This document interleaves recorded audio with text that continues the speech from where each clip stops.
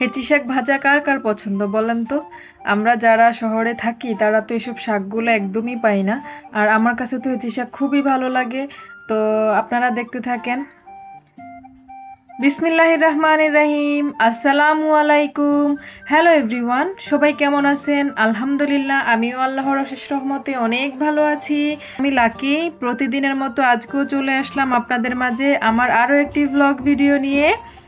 আর আজকে আমি আপনাদের সাথে সকাল থেকে শুরু করলাম। আজকে আপনাদের ভাইয়ার অফিস বন্ধ, সে যে সকাল সকাল নিয়ে আসলো সিঙ্গারা। তো এখন মা মেয়ে সিঙ্গারা খেয়ে নিচ্ছি। আর হ্যাঁ, ভিডিওর প্রথমেই আপনাদেরকে একটি রিকোয়েস্ট করে নিচ্ছি, আপনারা আমার সাথে এখন যারা আছেন আমার চ্যানেলটিকে সাবস্ক্রাইব করে পাশের বেল আইকনটি ক্লিক করে দিয়ে তারপরে যাবেন। আর যারা এই কাজটি অবশ্যই এতদিনে করে ফেলেছেন বা এতক্ষণে করে ফেলেছেন, আপনাদের সবাইকে অসংখ্য অসংখ্য ধন্যবাদ। আর যারা আমার চ্যানেলে নতুন এখনও করেননি তারা এখনই করবেন। আর হলো আপনারা যারা এখনও এই মুহূর্তে একটি লাইক দেন নাই, প্লিজ আপুরা সবাই একটি লাইক দিয়ে তারপরে ভিডিওটি কন্টিনিউ করবেন। আপনাদের একটা লাইক আমার জীবনটা বদলে দিতে পারে এবং আপনাদের একটা লাইক আমার এই ভিডিওটি আরও 5টা মানুষের কাছে পৌঁছে দিতে সাহায্য করবে। একটি লাইক একটি শেয়ারের কাজ করে। তো আপুরা প্লিজ, আপনারা যারা জানেন না এতক্ষণে জেনে গিয়েছেন, দয়া করে আপনারা সবাই আমার ভিডিওতে একটি লাইক দিয়ে তারপরে ভিডিওটি কন্টিনিউ করবেন। আর হ্যাঁ, আমার পুরো ভিডিওটি দেখার জন্য অনুরোধ রইল, না স্কিপ করে পুরো ভিডিওটি দেখবেন। আর হলো এই যে আপনারা দেখতেই পাচ্ছেন আমি যে শাকগুলোর কথা বলেছিলাম, এগুলোকে আমরা হেঁচি শাক বলি। আপনারা কে কী নামে চিনেন অবশ্যই আমাকে কমেন্ট করে জানাবেন। আর আপনারা কে কোথা থেকে আমার ভিডিও দেখছেন সেটাও আমাকে কমেন্ট করে জানাবেন, তাহলে আমি অনেক খুশি হব। আর আশা করতেছি আপনারা সবাই ভালোই আছেন, সুস্থ আছেন। আসলে এখন এমন একটা সিজন যে সবার ঠান্ডা জ্বর লেগেই আছে। আমার অনেক বন্ধুরা, আমার অনেক আপুরা অনেক অসুস্থ, তো তাদের জন্য অনেক অনেক দোয়া ভালোবাসা রইল। আর এই যে আমি এই শাকগুলো স্কুল থেকে আসার সময় কিনে নিয়ে এসেছিলাম, মেয়েকে নিয়ে যখন স্কুল থেকে আসতেছিলাম। মূলত আমি কিনতে চেয়েছিলাম কলমি শাক, কিন্তু আমি কাছে যেয়ে দেখলাম যে এত সুন্দর হেঁচি শাকগুলো যা বলার মতো না। তো আর কি করব, হেঁচি শাকগুলো নিয়েই চলে আসলাম। আর হলো হেঁচি শাকগুলো আমি এখন কেটে কুটে নিচ্ছি। আর শাকগুলো এত সুন্দর দেখে যে আমি পরে কাটবো তা না, আমি এখনই কেটে রেখে দিব। এখন কেটে কুটে রেখে দিয়ে তারপরে আমি বিকালে রান্না করব। আর আপনারা তো জানেনই আমি বিকাল টাইমে রান্না করি, যারা সবসময় আমার ব্লগ ভিডিও দেখেন তারা তো জানেনই। আর এই যে শাকগুলো আমি এখন কেটে নিচ্ছি। শাকগুলো এত কচি যে একটুখানি হালকা চাপ দিচ্ছি আর ভেঙে যাচ্ছে, এত সুন্দর একবারে। আমার মনে হচ্ছে যে আমি তরতাজা এত শাকটা যে আমার মনে হচ্ছে আমি ক্ষেত থেকে তুলে এনেছি। আসলে আমরা যখন দেশের বাড়িতে যাই তো আমাদের ক্ষেত থেকে আমরা এরকম তুলে নিয়ে আসি এত সুন্দর শাকগুলো। তো এবছর তো আর বেশি দিন গ্রামে থাকতে পারলাম না মেয়ের স্কুলের জন্য, তো সেই জন্য আমি এখন এটা কিনেই খাচ্ছি এবছর।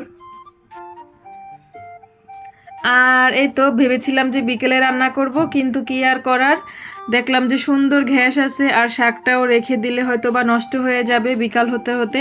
আর বিকেলে আমরা একটু বের হব, কাজ আছে।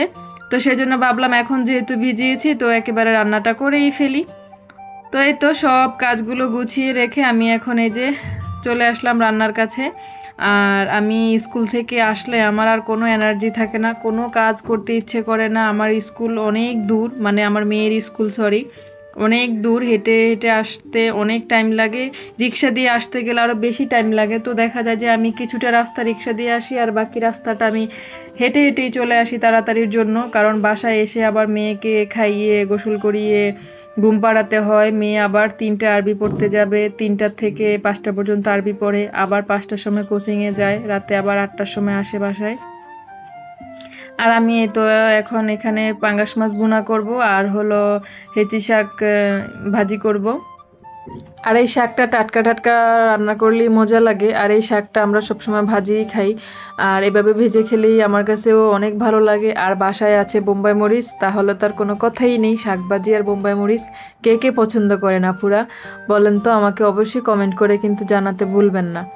আর আরও একটি কথা, আপনাদের কাছে আমার ব্লগ ভিডিও কেমন লাগে অবশ্যই আমাকেও কমেন্ট করে জানাবেন। আর আমার কোথায় কোন কাজে ভুল আছে আমাকে সেটাও ধরিয়ে দিতে কিন্তু আপনারা ভুলবেন না। আর এই যে আপনারা যে কড়াইটা দেখতে পাচ্ছেন, চিনতে পাচ্ছেন কড়াইটাকে? এটা কিন্তু আমার সেই পুরনো কড়াইটা। আমি কত সুন্দর করে পরিষ্কার করে নিয়েছি, দেখেন একদমই সাদা ঝকঝকে হয়ে গেছে। তো যারা জানেন না কিভাবে কড়াই পরিষ্কার করতে হয় তারা আমার আগের ভিডিওটি দেখে আসতে পারেন। আমার ওইখানে টিপস দেওয়া আছে যে পুরাতন কড়াই, একদম যদি 100 বছরের পুরনো কড়াইও হয় তাহলে সেটাও আপনারা একদম অনেক সহজেই সাদা ঝকঝকে চকচকে করে নিতে পারবেন। আর এই তো আমি গতকাল আমার কড়াইটা পরিষ্কার করে একদম সুন্দর সাদা ঝকঝকে করে নিয়েছি। আর আমার কাছে কড়াই বেশি কালো কালো হয়ে গেলে একদমই ভালো লাগে না, তো আমি কিছুদিন পর পরই এই কাজটা করি। আর এই যে দেখেন শাকগুলো একবারে একটুখানি বলক আসার সাথে সাথে একদমই সফট হয়ে কীরকম সেদ্ধ হয়ে গেছে, কারণ শাকগুলো একদমই কচি, সেই জন্য এরকম তাড়াতাড়ি হয়ে গেল। আর আমি তো খুব এক্সাইটেড কখন রান্না করব, কখন খাবো, সেই জন্য। কারণ আমার কাছে এই শাকটা অনেক পছন্দ, আমার কাছে অনেক ভালো লাগে। আর আমি এখানে শাকটাকে বাগার দেওয়ার জন্য রসুন একটু ছেঁচে নিয়েছি, আর হলো পেঁয়াজ কুচি করে নিয়েছি। তো আমি এখন একটু পেঁয়াজ আর একটু রসুন দিয়ে সুন্দর করে বাগার দিয়ে নিব। আর এখানে কিন্তু শাকটা একদমই একটুখানি হয়ে গেছে, একদম কচি তো সেজন্য একবারই অল্প একটু হয়ে গেছে। তো আপুরা, আমি কি বেশি বকবক করি আমার ব্লগ ভিডিওতে? আমাকে কিন্তু কমেন্ট করে জানাবেন। আমার কথা শুনতে যদি আপনাদের অসুবিধা হয় তো আমাকে ক্ষমা সুন্দর দৃষ্টিতে দেখবেন, বা আমার কথায় যদি কেউ কষ্ট পেয়ে থাকেন বা কোথাও ভুল হয়ে থাকে তাহলে সেটাও আমাকে একদম নিজ দায়িত্বে ক্ষমা করে দিবেন। আর হলো আমি তো আপনাদের বোন, তাই না? বোনকে তো ক্ষমা করাই যায়, ছোট বোন হিসেবে না হলে একটু আমাকে সহ্যই করলেন, আমার এই বকবকানি না হলে একটু শুনলেন। তো আপুরা প্লিজ, আপনারা এতক্ষণে যারা এখনও আমার ভিডিওতে আছেন এখন একটি লাইক দেননি, লাইক দিতে ভুলে গিয়েছেন, তারা কিন্তু অবশ্যই আমাকে একটি লাইক দিয়ে তারপরে ভিডিওটি দেখবেন আপুরা। আপনাদের কাছে আমার অনেক অনেক রিকোয়েস্ট রইল এই কাজটা করার জন্য। আপুরা আপনারা একটা লাইক দিতে তো বেশিক্ষণ লাগে না, দেখেন আপনারা কিন্তু এই যে ভিডিও দেখেন, আমি জানি আপনারা যারা ভিডিও দেখেন তারাও হয়তো বা ধৈর্য ধরে কষ্ট করে দেখেন। প্লিজ আপুরা একটি লাইক দিয়ে তারপরে ভিডিওটা দেখবেন। আর হলো আমার পাশে থাকার জন্য আপনাদেরকে অসংখ্য ধন্যবাদ। যারা প্রতিদিন আমার ভিডিও দেখেন, আমাকে এত সুন্দর সুন্দর কমেন্ট করেন আমার আপুরা, যে আমার মন ছুঁয়ে যায়। আপুরা আপনাদের জন্য অনেক অনেক দোয়া ভালোবাসা রইল, এভাবেই আমার পাশে সারা জীবন থাকবেন। আমি যতদিন বেঁচে থাকি ইনশাল্লাহ যেসব আপুদের চ্যানেল আছে, আমি যাদের ভিডিও দেখি, আমিও আপনাদেরকে কথা দিলাম আমি সারা জীবন আপনাদের পাশে এভাবেই থাকবো। তবে আপনাদের কাছে একটা রিকোয়েস্ট হলো একটি লাইক দিয়ে তারপরে কমেন্ট করবেন আপুরা। আর আপনারা কেউ স্প্যাম কমেন্ট করবেন না প্লিজ আপুরা। আমার চ্যানেলটা কিন্তু না জানি কখন ঠুস হয়ে চলে যায়, আল্লাহই জানে, কারণ আমার এত পরিমাণে স্প্যাম, প্রচুর পরিমাণে আমার স্প্যাম কমেন্ট আসে আপুরা। তো আপনারা কেউ লাইকের সংখ্যা কমেন্টে উল্লেখ করবেন না। আর হলো লাইক দিয়েছি এটাও বলার দরকার নেই, বা সাবস্ক্রাইব করেছি সেটাও দরকার নেই। আপনারা অন্য কোনোভাবে কমেন্ট করেন, বা আমাকে একদমই ছোট একটা কমেন্ট করেন, বা একটা সালাম দিয়ে যান, তাতেই আমি খুশি, বা তাতেই আমি বুঝে নিব যে আপনারা আমাকে ভালোবাসা দিয়েছেন বা লাইক দিয়েছেন। আর আপনারা যদি না দিয়ে বলেন দিয়েছি, সেটা আপনারা আপনাদের ওই উপরওয়ালার কাছেই আপনারা হিসাব বুঝে নেবেন, আমার আর কিছুই করার নাই। কারণ আমি তো আপনাদেরকে বিশ্বাস করতেছি বা আপনাদের পাশে থাকতেছি, সবার পাশে। বিশ্বাস করবেন না আপনারা, যারা আমার কমেন্ট দেখে তারা তো অবশ্যই জানে আমি যে কত রাত পর্যন্ত আপুদের ভিডিও দেখি, আর কত মানুষের যে ভিডিও দেখি আমি দেখি, তারা আমার চ্যানেলে আসেনও না, দেখেনও না। তো সমস্যা নেই, যারা আমার চ্যানেলে না আসেন তাদের ভিডিও আমি কতদিন দেখবো? হয়তো বা 1 মাস 2 মাসই দেখবো, তারপরে কি তাদের কাছে আমি যাব? একটা সময় দেখবো যে যারা আমাকে ফুল সাপোর্ট দিয়ে আমার পাশে থাকতেছে, ইনশাল্লাহ আমিও তাদের পাশে ফুল সাপোর্ট দিয়ে থাকবো। আর আপুরা আজকে আমি যখন ভয়েস দিচ্ছিলাম আমার চতুর্পাশে এত পরিমাণ নয়েজ আসতেছিল, তো আপনারা একটু ক্ষমা সুন্দর দৃষ্টিতে দেখবেন, আর কষ্ট করে আজকে আমার ভিডিওটি দেখবেন। কারণ আমার বাসার পাশের বিল্ডিংয়ে কাজ চলতেছে, তো কিছুই করার নেই, আমি দরজা জানালা সব বন্ধ করে তারপরে ভয়েস দিতেছি, কিন্তু তারপরেও এরকম শব্দ আসতেছে।